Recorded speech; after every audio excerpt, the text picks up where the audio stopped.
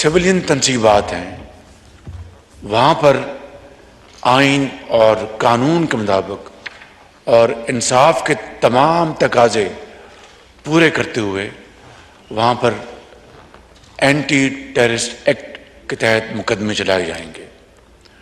और जो फौजी तनसीबात जिसकी तफसील आज भी कायद साहब ने फरमाई और भी इस मौजूद ज़बान में ऑनरेबल मेंबर्स अपनी तकारीर में जिक्र करते रहे कि सरगोदा में मियाँ वाली में वो जहाज़ खड़े थे जिनको पाकिस्तान के अवाम की गरीब मुल्क की पूंजी से खून पसीने की कमाई से वो जहाज़ खरीदे गए ताकि कभी खुदा न खास्ता दुश्मन का हमला होता है तो उसको वो शाहीन की तरह झपट पड़े, उनको शिकस्त फाश थे जिस तरह 2019 में हुआ।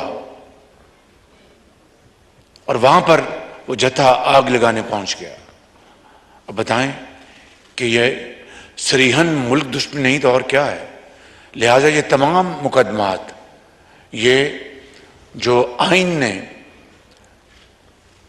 कानूनी इख्तियार दिए हैं वो आर्मी एक्ट के तहत चलेंगे। कोई नया कानून बनने नहीं जा रहा।